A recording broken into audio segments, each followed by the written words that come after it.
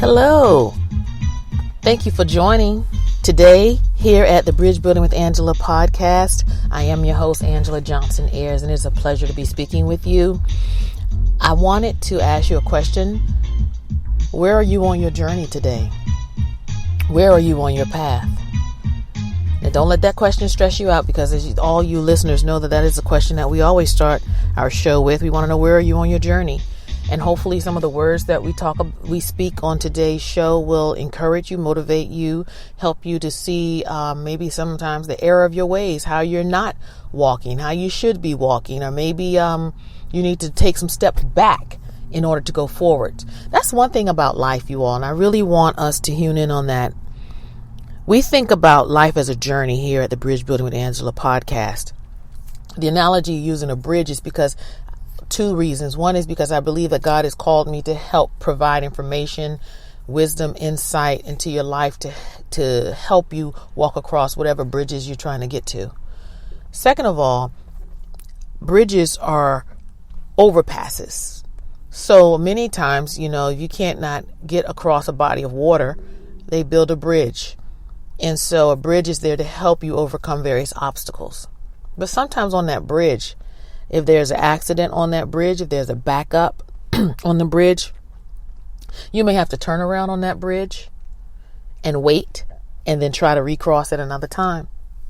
And that's exactly what I wanted to focus in on today in life. Sometimes you may have to back up before you can go forward. This is very apropos, my commentary for today, because I know in December and in January, many colleges and universities have graduations, and you graduate. For those of you all who are my listeners and you've graduated, or you have loved ones who have, congrats to you, mazel tov. I'm excited for you, But I wanted to speak specifically to you recent graduates, the younger generation. I want to give you some surefire ways where you can not only land a job, but also be very valuable to your employers. Now, besides all the other many things I have done in life, I have had the privilege of being a supervisor in many capacities and an overseer. So I've had employees underneath me, subordinates, whatever you want to call it. And so I am going to talk to you not only from a professional perspective, but also from a personal. Because here's the truth, guys. When I say guys, I mean male and women and men, young people. There are so many people in this world who can do the job that you're up for. They can probably do it better than you. So what is going to make you stand out? This is what I tell a lot of my clients, particularly those who come to me because they may need help with their resumes or they want some interview skills, and I help critique them. And the first thing I want to say to you is, do not despise small beginnings. That's step number one in landing a great or even just a good job to get you to the next step. Don't despise small beginnings. I know when I finished my master's degree, I was 26, maybe 25. Wait a minute. Let me see. I don't know if I was 25. I went straight from undergrad to graduate school. Okay. I got my bachelor's in 93 and my master's in 96. Okay. So when I finished in 96 with my master's, I felt like the world owed me something. Can any of you all relate to that? Do you feel like, look, I have this education, I have a bachelor's, a master's, a PhD, a law degree, whatever it is that you graduated with, and literally, come on, and let's be honest, you may feel like, look, I have this, I'm popping my collar, the world owes me, I am the shiznik. You understand what I'm saying? And the reality is, there are so many other people who are just as bright or brighter than you, just as good looking or better looking, have a great resume or a better resume. You understand that? Better references than you. So what is going to make you stand out? You got to start somewhere. And I'm going to tell you what will make you stand out. Many employers, let's say you're applying for a mid-level position, okay? And you get that first call in. and they want to, or initial or over the phone interview, because some companies now won't even call you in for an interview they just first would do a phone interview, have someone from HR call you over the phone and just talk to you even to see if you are the right fit or not.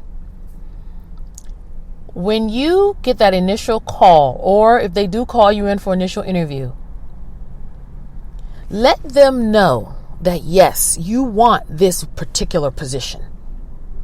You may want that mid-level associate position, but I would really ask you to consider saying to them, however, I believe in my skills and I believe in the mission of this company so much till if you have an entry-level position that I can prove myself in, I would love to be considered for that.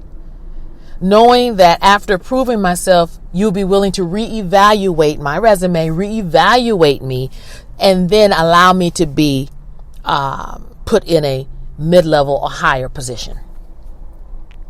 So the first step, number one, again, let's recap.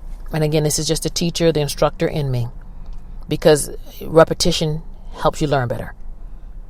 The first thing you do when you're trying to land a job and to make yourself unreplaceable or unforgettable in an interview is to first do not despise small beginnings. When you sit down and you talk to that interviewer, let them know, yes, you are interested in said position. However, and this is only if they find someone better, then if you could please consider me for something different, giving me the opportunity to prove myself. If you say that to someone, I'm telling you, even if they do not offer you the job, they will be impressed with the humility and the sincerity from you. There are so many times that young graduates, you come in there, you have your Ivy League degrees, you have all these fabulous references from your mom or dad's law firm, and you have all this on paper. But when your character is not built up, any employer, anyone interviewing you, human resource people, we have a gift for really being able to see beyond just what's on that resume and that paper and what job references tell us, So we have the ability to see into I don't want to sound spooky, but we can see into your soul. We know if you're feeding us a bunch of fluff, some BS or not. But when you get someone, when I get a young person in front of me who wants a job and is hungry for a job, and I can sense their sincerity, the Harvard on the paper means nothing to me. I'd rather you come from DeVry and have a willing heart, a humble heart, and not despising small beginnings. And I would give you that opportunity. And I can guarantee you that many, many other employers would do the same. So the first thing, don't despise your small beginning. You got to start somewhere. You want to get in the company. You want to get a job.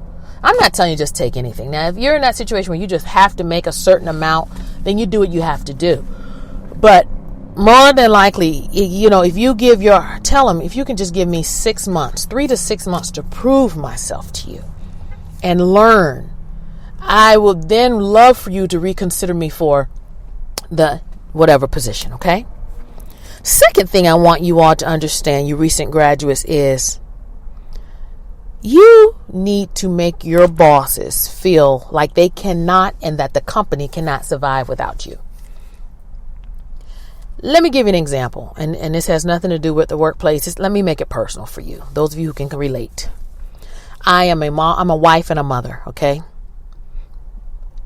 My husband and my children. Now, we raise our children to be independent, but let's be honest, this is so much a 7 and 11-year-old can do.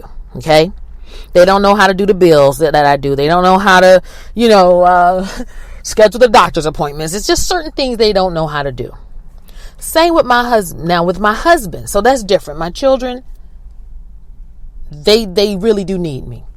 My husband, I do so much till it's not that he needs me for his sustenance for life. Like he would not die if I fell dead today, but he would totally miss me because I make sure the house is maintained as far as the house is clean, is stocked with food, is stocked with toiletries. Look, every time they go to use the toilet, they look to their right, there's toilet paper on the ring. I can count on one hand how many times the people in my house have put toilet paper on a toilet paper ring. You understand what I'm saying? I make sure that the bills are paid. You understand what I'm saying? I mean, of course, my husband works, but I make sure that the bills are paid. I set up the doctor's appointments. Like, I am the CEO of our household.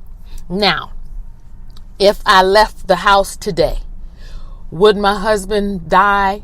No. But he would feel like he did. You understand? Like, he would be like, oh my God, I got to do this. That's how you want your bosses to feel. You want to be such a commodity to them. You want to be such an asset to them till they say to themselves, look, I know the company could survive without Erica or without James, but God, I don't want it to. You want, when bonus time comes, or when it's time to talk about renewing if you were on a contract, or talking about time for a raise, you want them to say, what will it take for me to keep you? But if you go there with an attitude, if you go there not willing to stay sometimes a little later, if you're not willing to be a team player, you're not going to be missed. You're not going to be missed. You want to impact people's lives around you so much, not just in the workplace. Take this with you wherever you go. You want to be such an impact and a light till when people are in your presence, they feel like they are better because of being in your presence. And then when you're out of their presence, you want them to miss you. Do you understand what I'm saying? And that's not no narcissistic type stuff. This is straight up character building, relationship building, learning people. If you know and study the art of people, let me tell you a secret, you all. Listen to my commentary. I'm talking from not only experience, but I'm talking from research. I'm talking just from my soul. Okay? People are inherently self-centered. You hear me? For the most part, people are self-centered. That's not a negative always. I'm going to give you an example. When you speak to someone in a store, you say, hi, how are you? And their response will be, fine, thank you. If they say to you, and how are you doing? That person may be more engaging because they really care. But if you ask them how you doing, they say, I'm good, thank you. All they thinking about is themselves and getting what they need to get done. If you do have a conversation with someone and you say, well, how are you doing? And then they start telling you, oh my God, I'm doing horrible. This and this happened. Like yesterday, I went to AT&T, the store, and for another phone. The young lady was there. I said, look, I need a good plan, but I want one that's not going to raise my bill because my money is funny, and I don't mean Dave Chappelle funny. I mean funny as in I need some more of it. So don't give me a plan that is that's too high. And she said, oh, I understand about money because I had to leave my house. My apartment. I was going to get evicted. And she went on, and then, she caught herself. And I was like, and me being one, a fixer, and two, very inquisitive, and three, wanting to know, oh my God, what is this woman going through? I said, look, we're standing up. Can we sit down at the table here? And then while she was sitting down doing my phone stuff, I said, well, what's going on with you? Like, why? What happened? What's happening? Why did you have to leave your home? Oh my God, and sincerely wanted to know. And then she just started telling me everything. But people, and again, I'm not slighting that young woman at all. But not one time did she say, and are you going through? How are you doing? Now, I know we were strangers, but you understand what I'm saying? I took the time to see, well, my God, what's going on with you? And I gave her some advice. I even told her, look, if you ever want me to look over your resume, if you're looking for another job, I'll be more than happy to do that for you. And I even told her, look, I'll give you a solid. I'll do it for free for you, But the conversation all focused on her. Never focus back on me. And I don't expect it. Why? Because I know people are inherently self-centered. And because of that, if you know that about people, when you interview for a job, when you're dating, when whatever you're dealing with people, if you know how to sincerely focus conversation so that that person feels important, so that that individual feels like you care and that what they have to say matters, you will win every time. I'm telling you, 99.9% of successes in life have to do with how you make the person feel, whether it's you yourself or what it is that your outcome of what you do.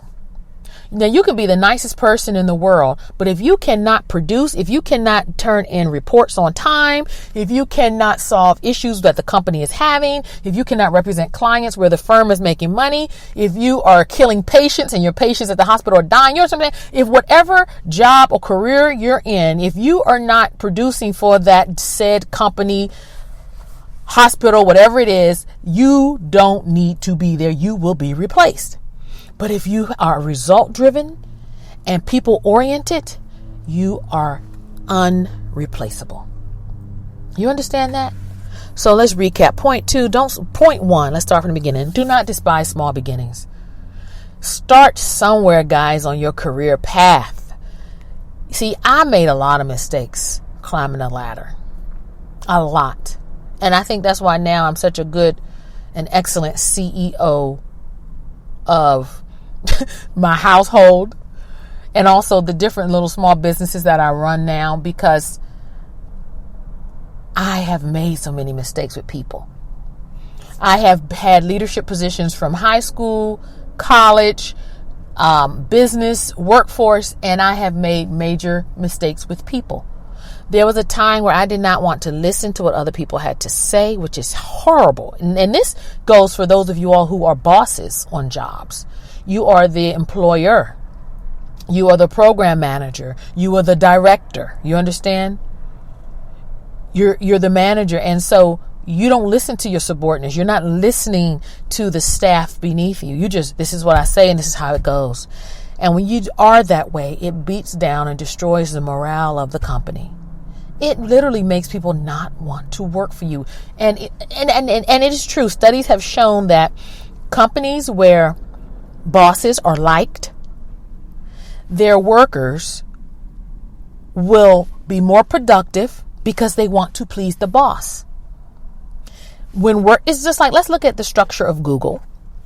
The way that Google, their headquarters, how the office is logistically set up, how it makes it an inviting place to work, almost borderline fun place to work, where it is employee centered. It makes the employees want to be there and thus want to do a good job.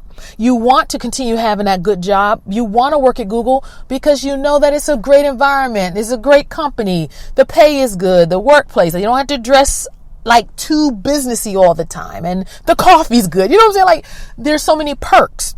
So a happy employee makes a happy company. It's sort of like happy wife, happy life analogy, correct? In a household. So what I'm saying to you, the point is, first, don't despise small beginnings. And two, make yourself unreplaceable.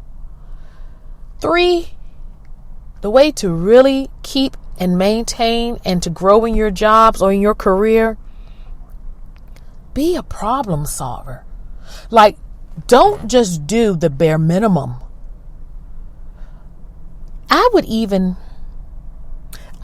encourage you, at least one night a week, try to stay just a little bit later at the job if you can, or go in a little bit earlier to try to do something a little extra, to go that extra mile. Do you understand what I'm saying? When you see someone trying or going that extra mile, it makes you want to reward them, right? But if you see the same people doing the same thing, no one stands out. An employer, a boss, a manager, you're going to be grouped in, and you always want to stand out. You always want to stand out. Look for problems before they happen and have the solution. The one thing I hate, and I don't hate a lot. I don't hate a lot because hate is a very strong word. But I hate When I tell you, when I'm talking to someone and I say, this is the situation, and you don't give me the solution, you give me the problem. Look, I don't need you to reiterate the problem to me. I just told you what the problem is. Let's have a solution. I do not let my children do it. When my husband does it, it sends chills up my spine, and not in a good way, to the point where I'm like, look, dude, I didn't tell you this to tell me the negatives. I didn't tell you this to tell me what I can't do. Let's figure out what we can do. And that is one big turnoff.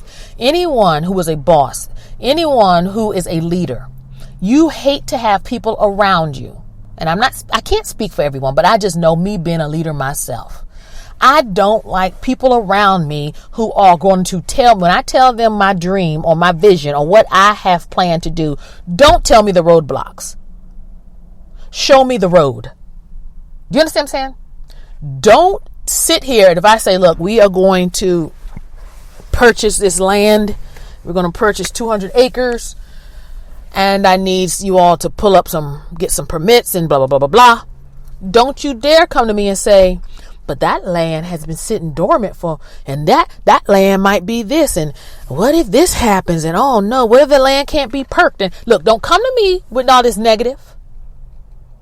Let's make it happen. And if you're that type of person, you will be unreplaceable. The worst thing you have around you when you are a boss, especially in these companies where you have 200 and 300 employees, you don't have time for nobody telling you what you can't do or what we as a company is, or we have these obstacles. Don't you tell me no obstacles. Let that boss, let him or her know, look, this could be an obstacle, but listen, this is what we can do. This is what we can do. Try to foresee. You understand what I'm saying? Be a foreseer. So let's recap again. 1, don't despise small beginnings. Get your foot in the door. Number 2, make your boss feel like they just can't live without you. Number 3 is be a problem solver. Find solutions even before a problem exists or arises. Find a solution. Number 4, do not be a negative nanny.